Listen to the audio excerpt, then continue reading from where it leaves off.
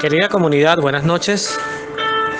En esta serie conoceremos de forma breve la vida de mujeres y hombres que lograron la corona que nunca se marchita, aquella que les dio en el cielo la nacionalidad llamada santidad. A esta santidad estamos llamados tú y yo también, y por ello buscamos en este espacio inspirarnos en un camino que nos lleve de manera segura, estable y perdurable al amor infinito de Dios. Para este 32º capítulo invocaremos la presencia del Eterno, en el nombre del Padre, y del Hijo, y del Espíritu Santo. Amén. Y le pedimos a nuestra patrona, la Virgen Inmaculada, que siendo ella el modelo perfecto de santidad, nos ayude a abrir nuestros corazones al amor de Dios. Nuestro invitado de hoy, San Patricio. Su fiesta se celebra el 17 de marzo. Patricio nació con el nombre de Maewin, alrededor del año 387 en la actual Escocia.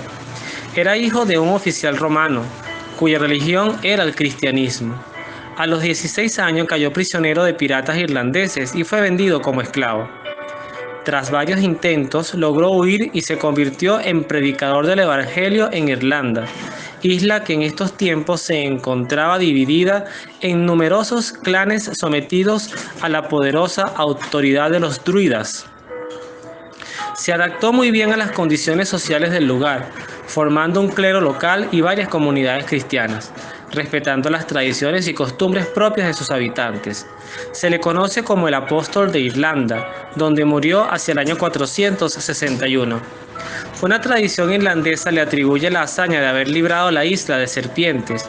Actualmente Irlanda es la única región de las Islas Británicas que no posee ofidios silvestres, debido a su separación de Gran Bretaña poco después de finalizar la última glaciación. Su fiesta se celebra el 17 de marzo. La fiesta de San Patricio es muy celebrada en Irlanda, en donde es patrón, y sobre todo en los Estados Unidos. Cada 17 de marzo se organiza en Nueva York un gran desfile por la Quinta Avenida, en la que participan multitud de personas vestidas de verde. Patricio tuvo que explicar una vez lo que era la Santísima Trinidad. Para que todos lo entendieran, utilizó un trébol como muestra, explicando que la Santísima Trinidad, al igual que el trébol, era una misma unidad pero con tres personas diferentes, un mismo tallo con tres hojas. Veamos ahora qué nos inspira la vida de este santo. La vida de San Patricio, aquí narrada de manera muy corta, digamos que pudiéramos dividirla en tres partes. La parte que tendría que ver con sus orígenes, lo importante de una evangelización a tiempo, viniendo de un oficial romano. Recordemos lo que significaba Roma, por ejemplo, en los tiempos de Jesús. Era una sociedad, un imperio, un poder sumamente pagano y sincrético. Por eso, desde el mismo Cristo, cuando vemos, por ejemplo, la conversión del centurión romano, que aparece reflejada en los evangelios, así como, por ejemplo, hasta llegar a la hazaña de Constantino, que llegó a proclamar al cristianismo como la religión oficial del imperio. Estos son los frutos de todas esas situaciones, de una buena evangelización, de un encuentro con Jesús.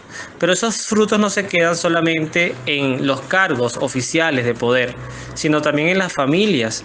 Y Patricio era el hijo de un oficial romano.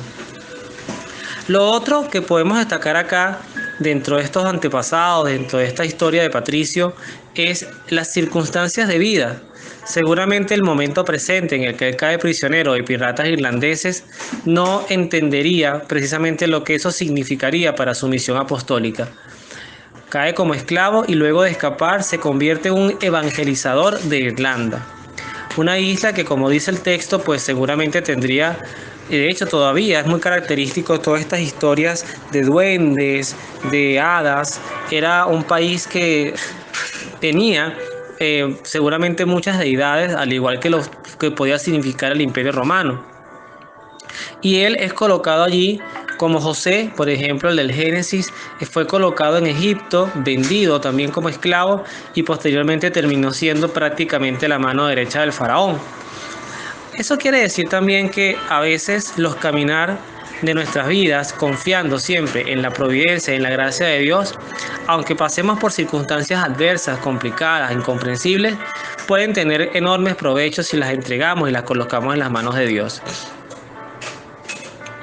Patricio también se le atribuye toda esta hazaña de las serpientes, que no deja también de ser una analogía interesante cuando, por ejemplo, hacemos el contraste de lo que significó la serpiente en el paraíso. Es decir, la serpiente de Adán y Eva, que expulsa a Adán y Eva del paraíso, pero ella se queda en el paraíso. En el caso de Irlanda, la representación de la serpiente a veces también tiene que ver con esa seducción, con esas tentaciones, con esa astucia de este animal que en el Génesis pues representa el engaño, la mentira. Sería interesante ubicarnos en nuestro tiempo y espacio y ver cuáles son las serpientes que actualmente inciden en nuestras vidas y pedir la intercesión de San Patricio para que, al igual que lo hizo en Irlanda, pues puedan salir de nuestras vidas estas serpientes.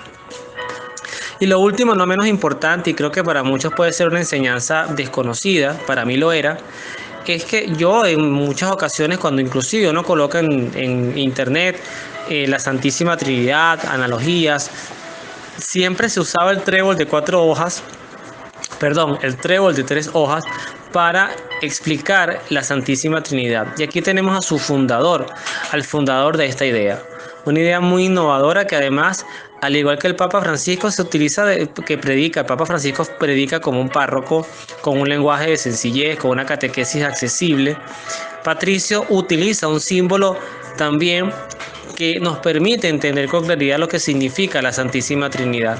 La Santísima Trinidad, preguntarse el por qué existe sería lo mismo que preguntarse por qué el trébol tiene 3 hojas.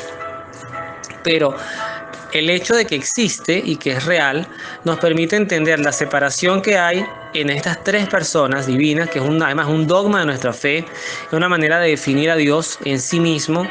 El Dios cristiano católico son 3 personas, Padre, Hijo y Espíritu Santo, y que nos permite también tener un acercamiento a esta verdad que debemos defender entrañablemente. Cuando nos pregunten, y ya lo he dicho en otras oportunidades, si el Padre es Dios, decimos que sí. Si el Hijo es Dios, decimos que sí, verdadero Dios y verdadero hombre. Y el Espíritu Santo, por supuesto, es Dios, porque además es la representación viva, real, del amor entre el Padre y el Hijo. Así Patricio nos deja grandes enseñanzas. Si bien es cierto, quizás muchos de estos países que son citados en esta historia hoy no están cargados de virtud católica, ni Irlanda, ni Estados Unidos, por muchos elementos que no tienen nada que ver con una corriente antiimperialista, sino que precisamente tiene que ver con estas tendencias de hoy a la tecnología, al capitalismo, al consumismo, que tampoco están curadas, o tampoco la solución es el socialismo ni el comunismo, pero sin duda nos hablan de que sería interesante volver la mirada a Patricio y volver a la sencillez, como Patricio desde la naturaleza nos recuerda el Creador. No introduce a Dios en la creación, o sea, no es un panteísmo, no es ver a Dios en las matas, no es ver a Dios en el aire, no es que Dios sea todas esas sustancias juntas, no, sino es el simple y sencillo hecho de ver a Dios en la creación y decir, si así es la creación de hermosa y perfecta, cuanto más no será su creador. Que San Patricio pues nos invite a acercarnos a Dios, a expulsar las serpientes de nuestras vidas y a defender esas doctrinas, esos dogmas de fe que nos definen y nos dan identidad como católicos. Que Dios los bendiga, nos vemos en la oración.